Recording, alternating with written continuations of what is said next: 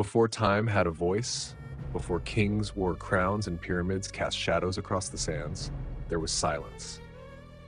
And in that silence, something moved. Not with thunder, not with fire, but with the stillness of the desert at night. A whisper, a breath, a god. He came not to rule, but to watch, not to speak, but to guide. His name has survived not through monuments, but through memory. Anubis, a jackal-headed guardian born of gods and shadows, raised in secret, hidden from chaos, forged in the gap between death and eternity. They say he walks where the living fear to look, between the final breath and what lies beyond, where hearts are weighed, where truth cannot be denied, where silence is louder than judgment. This is not the story of a villain nor a savior. It's the story of the one who stands when all others pass, the one who watches as you cross the threshold, the one whose name is not shouted but whispered. If you've ever wondered what waits after your final step, if you felt something watching in the dark when no one else was there, you already know him. You always have. And now his myth is no longer silent. Welcome to the story of Anubis. They say the desert forgets, but some figures it remembers forever. Long before the gods of Olympus took form, before northern sagas whispered of hammers and wolves, the sands of Egypt birthed something darker, quieter, older, Anubis. He was not born into glory or light. He came into the world wrapped in scandal, in silence and shadow, the illegitimate son of Osiris and Nephthys, conceived in deception, hidden by fear, yet protected by Isis herself. While gods waged wars and ruled kingdoms, this child was hidden in the reeds, alone but watched, vulnerable but guarded by divine instinct. His fur, jet black, untouched by the sun. His eyes, deep, still, reflecting the skies above the Nile. They weren't just eyes. They were windows into realms that most would never see. He didn't grow with thunder in his voice or fire in his hands. He grew with silence. He studied the wind, the breath between words, the moment right after life ends. Anubis wasn't made to rule palaces. He was made to stand at the edge of everything, at the line no one else dared to cross. He learned to listen to the dying, to walk with them, not behind, not ahead, but beside. Even among the gods, he stood apart, not feared, not adored, but trusted. His presence brought stillness, a strange calm, not peace in the way we understand it, but a different kind of acceptance, one that comes when you know the end is near and something ancient is already waiting. Anubis became more than a god. He became a boundary, a guide, a gatekeeper. Wherever people mourned, wherever bodies were laid to rest, he was there. He was the silence after the final breath. The figure in the corner of the tomb, the whisper at your back as the world fades. And in that role, he found purpose, not through power, not through worship, but through presence. Anubis became the shadow that walks beside every soul leaving the world behind, unseen, unnamed, unforgotten. This is not just the story of a god, it's the story of the one who walks with us when no one else can, and he's been walking for thousands of years. The gods knew loss, but until Osiris fell, they had never known death. Set's betrayal wasn't loud. It didn't strike like lightning. It slithered in, cold and calculated. One moment, Osiris ruled with grace. The next, his body lay scattered across the sands, cut into pieces, hidden in secret places, torn from the world he once shaped. Egypt trembled, but where others mourned, Anubis moved. Not with rage, not with vengeance, but with a purpose older than war itself. He searched, quietly, patiently, through deserts and temples, along riverbanks and ruined altars. He found each piece of Osiris, not as a scavenger, but as a caretaker of something sacred. One by one, he brought them back, and not just to be buried, but to be transformed. In a chamber lit only by oil and prayer, Anubis began the first rite. The air was thick with resin. Myrrh clung to the walls. He didn't speak. He didn't sing. Every motion was a language all its own. He washed the body, anointed it, wrapped it not just in linen, but in protection, layer after layer, word after word. This wasn't preservation, it was resurrection. Osiris didn't just become the first mummy, he became the blueprint of eternity, the model for what the dead could become if honored, remembered, and guided. And Anubis, he became more than a guardian, he became the bridge between flesh and spirit, between ending and becoming. This ritual, this quiet revolution, changed the fate of every soul to come, because from that moment on, death in Egypt was no longer destruction, it was a passage, a preparation, and at the heart of it all stood Anubis, still, focused, reverent, not a god of death, but the architect of what came next. He didn't speak when it was done, he didn't need to. The silence said enough. A god had fallen, but thanks to Anubis, he would rise again. There comes a moment, quiet, almost invisible, when breath slips away, the heart slows, the voice fades, and something stirs just beyond the veil.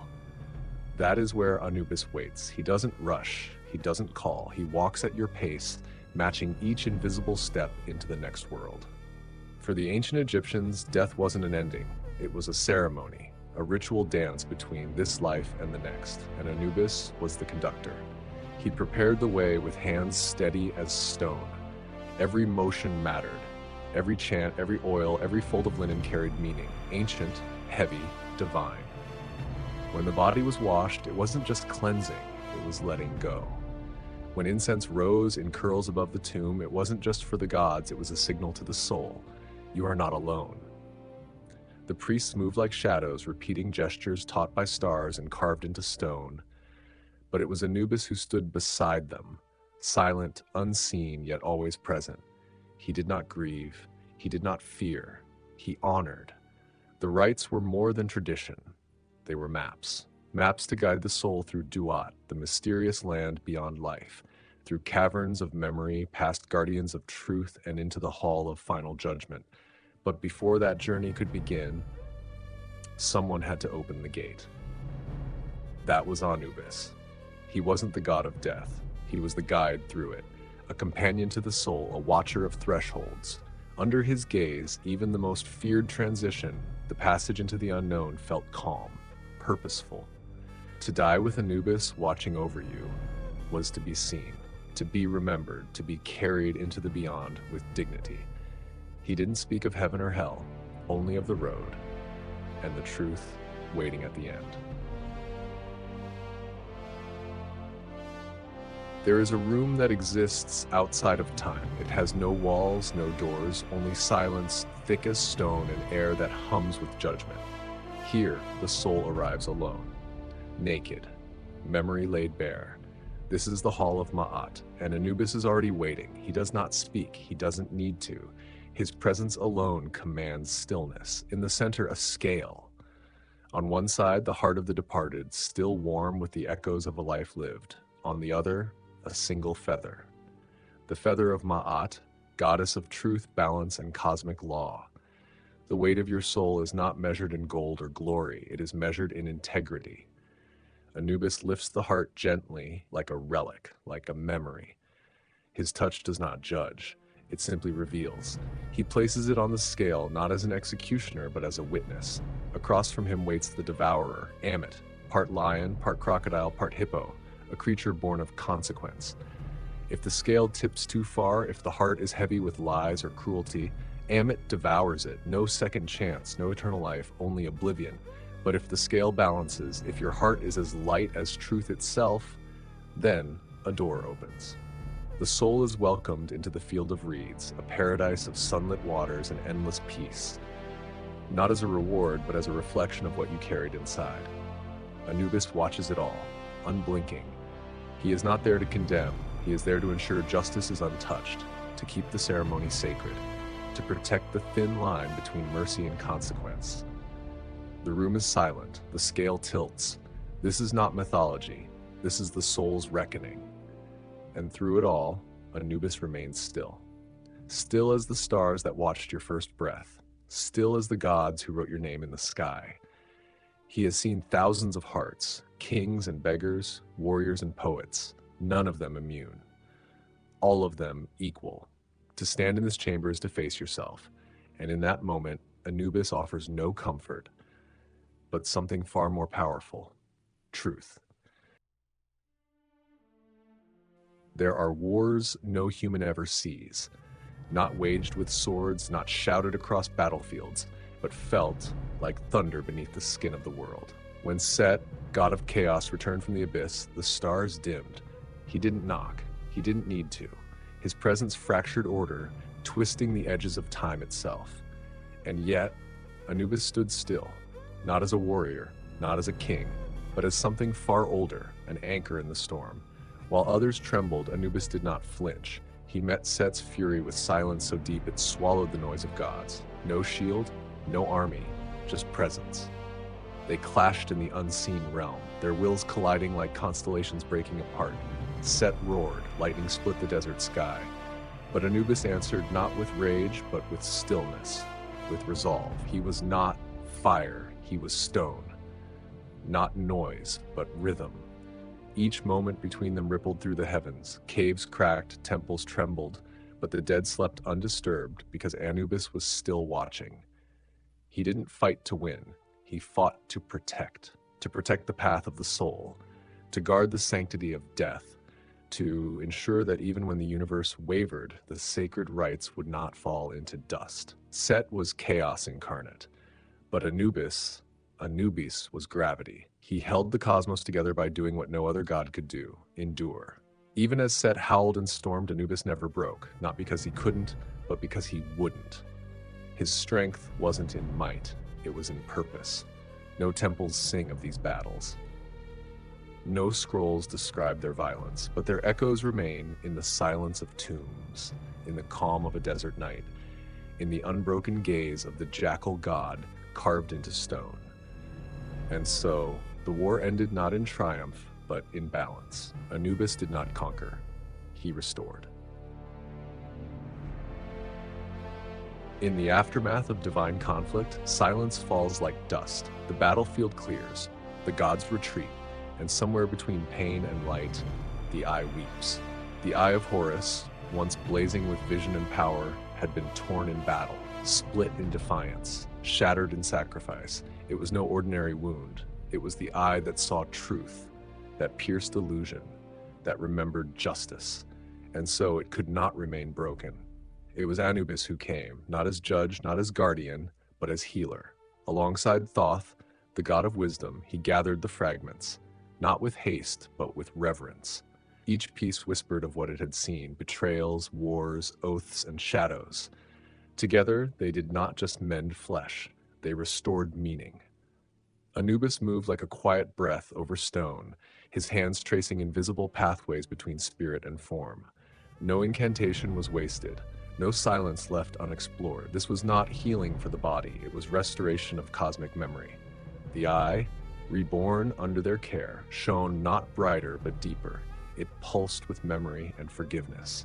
It saw what had been broken and chose to see still. And in that act, a pact was formed. Not written in words, not carved into temples, but etched into the space between gods. Anubis, the one who guards death, now also guarded the light. He became more than a watcher. He became a keeper of harmony, the still hand that steadies after chaos. From that day forward, the eye of Horus bore his mark, not visibly, but unmistakably. A reminder that even in divine realms, even among immortals, there are wounds and there is healing. And in that sacred dance between brokenness and wholeness, Anubis walks, not to erase the scars, but to honor them. Even in the world of gods, not all wounds come from war. Some come from love betrayed, some from trust broken, and some from family. Anubis, the guardian of the dead, had a brother, Bata, not born of the same myth, but bound by a story whispered through temple walls. A tale the scribes dared not fully write. They were close once. Two brothers working side by side, tending fields, breathing in the rhythm of life together. But betrayal came not from enemies, it came from within. Anubis's wife, jealous and deceitful, cast a web of lies. She accused Bata of the unspeakable. Anubis, heart-burning with disbelief, raised his hand against the brother he once called friend. Bata fled. across deserts, through rivers guarded by monsters, and in his flight a bond did not break, it changed. He placed his heart atop a cedar tree, hidden from the world, incomplete but alive. Their connection never faded. Through divine signs and dreams they spoke. A cup would boil when Bata was in danger, and it did. Anubis realized the truth, not too late, but just in time. He punished the betrayer. He searched for Bata's heart, 7 years of wandering, of atonement, of silence, until finally, beneath the whispering cedars, he found a berry, placed it in water, and the heart returned. He gave it back to his brother, not with ceremony, but with reverence. Bata rose, not just reborn, but transformed. And yet the story did not end. Bata would be betrayed again, killed again. But from blood, trees grew, from trees, furniture, from wood, rebirth, a cycle of injustice and redemption. In the end, Bata returned as a child, born of divine essence. The truth exposed, the wicked punished. Anubis, the loyal brother, stood beside him, not as judge, not as ruler, but as kin. This is not just a story of gods, it is the myth of reconciliation, of wrongs made right, not by thunder, but by patience, by devotion. Even in eternity, forgiveness matters. Even among gods, brotherhood endures. He never ruled from a throne. He never led with armies. Yet across deserts, tombs, and temple shadows, his presence remains. Anubis does not shout. He listens, not to prayers offered loudly, but to those whispered in fear, in grief, in hope. He is not found in power, but in presence, a stillness that watches over the edge of life. Where death begins, Anubis waits, not to take, but to guide. With ears ever attuned and eyes that gleam like distant stars, he stands eternal, unblinking, at the threshold between what was and what will be. No tomb opens without his blessing. No soul crosses without his gaze. He is the silence after mourning, the guardian of secrets buried not in sand, but in memory, in the rustle of linen wrappings, in the scent of incense drifting toward the heavens, in the footsteps of those who walk beside the dead but still live. To the ancient Egyptians, Anubis was more than myth. He was a promise that death would not be cruel, that passage could be sacred, that none would be forgotten if watched by his eyes. And still today, when a heart breaks, when a loved one slips away, when you wonder what lies beyond the final curtain, he might be there, just beyond the veil, waiting, watching, guiding, because some guardians never leave. And now, as we leave this tale behind, look closer. The myths are not finished. The archive is just opening. If this journey spoke to you, if the silence of Anubis made you feel something, leave a mark in return. Like, subscribe, or share the story. And in the next chapter, we'll descend deeper still into gods forgotten, truths forbidden, and the myths they tried to erase. This is the Myth Archive, and the next name is waiting.